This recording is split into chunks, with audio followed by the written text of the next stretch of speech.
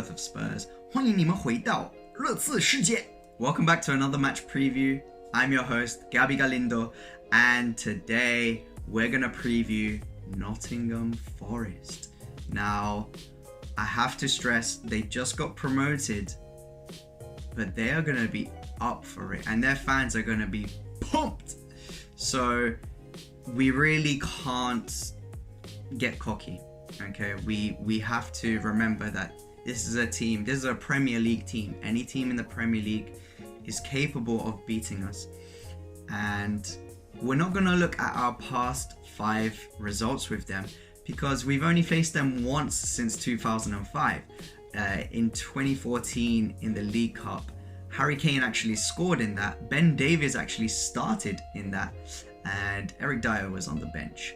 So yeah, we're not going to look at that match, but we did win. And also from 1993 to 1997, we just couldn't beat Nottingham Forest in the league. And they were playing in Europe, so they were really good. And yeah, they crashed and burned and couldn't get back to the Premier League for more than 20 years. So, you know, honestly, every year in the Championship, I kept thinking, I want Nottingham Forest to come back because they were so good before. So yeah, finally they're back. We're facing them now, and I have to say, we're going to take a look at their results in the Premier League. By the way, they did have a match on Tuesday in the League Cup, but Stephen Cooper did make a lot of changes. He made like 11 changes, so he is resting his main players, and they still won 3-0 against Grimsby. So not a bad result.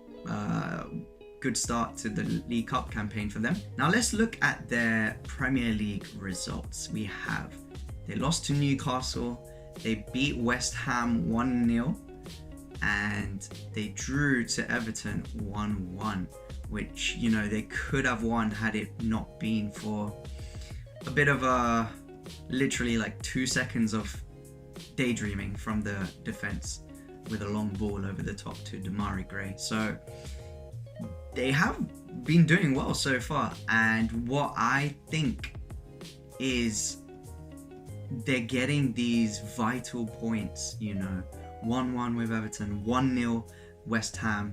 Okay, they lost to Newcastle, but we saw how well Newcastle did to Man City, so in retrospect, it's not really a bad result.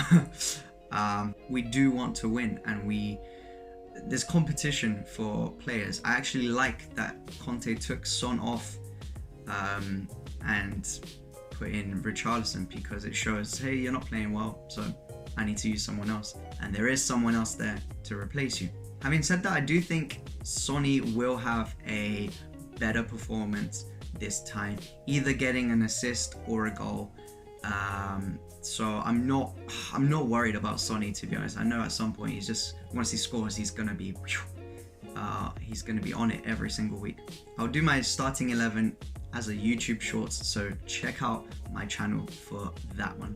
What I think we really need to see, the vast amount of new players that Forest have signed. It's insane for a promoted team to buy that many players, decent players as well, is very impressive. First, we're going to have a look at Jesse Lingard. I believe he scored 9 goals against West Ham, and he played really well. He was even linked to us, and I was like, yeah, okay. But then he just went back to United and was happy just becoming a TikToker. I'm sorry, but that's what it looked like.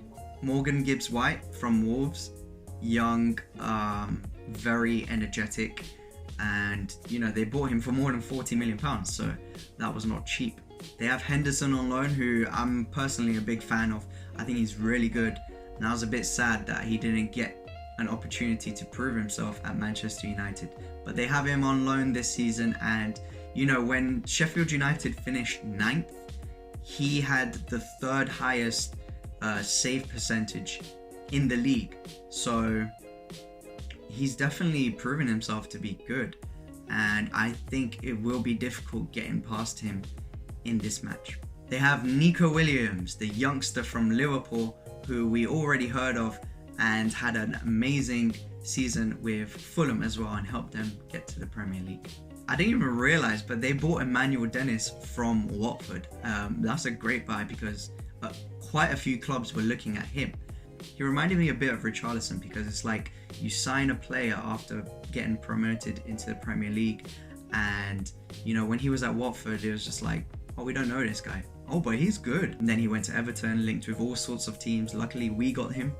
Speaking of Nigerian strikers, we have Awoniyi as well, who he's actually been on loan to many teams since 2015 because he's a Liverpool player.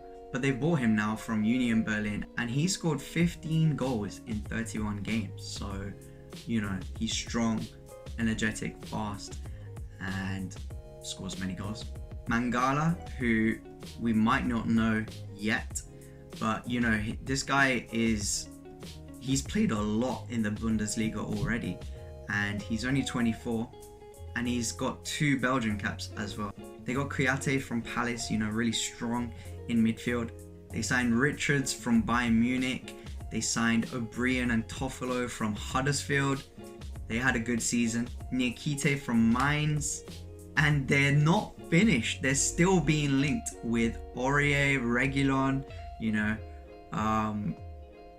they really are trying to boost their squad. They also have a guy called Cafu, who I remember watching a game and he scored the goal, and I thought, oh yeah, they got a Cafu. And he's actually Portuguese, so maybe if he has a good season, Wolves will buy them. But the Nottingham Forest player who I really want to look at is Brennan Johnson. Now he's Welsh, he's 21 years old, and he was their top goal scorer last season. I remember watching the playoffs, and he scored in both semi-final legs, and I was there thinking, wait, how old is this guy? Because he's their top scorer and he keeps scoring goals. He's only 21. He's incredible. So I think he's going to have an amazing season. He's already scored this season, and he had another goal ruled out with VAR. So by the end of this season, he's going to be a well-known name if he isn't already. And yeah, it's really a question of, can all of these new players gel together? And that is why Conte wanted all of our new signings to come in for pre-season so that they can gel. Now this brings me on to Jed Spence. Jed Spence spent last season on loan from Middlesbrough at Nottingham Forest and really helped them get promoted. Every time I'm like, please, I want Jed Spence to play.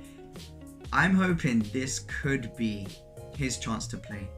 Emerson Royale has, everyone keeps praising him, and I love the guy, but he really hasn't been creating chances and doesn't have the best shooting accuracy, to be honest.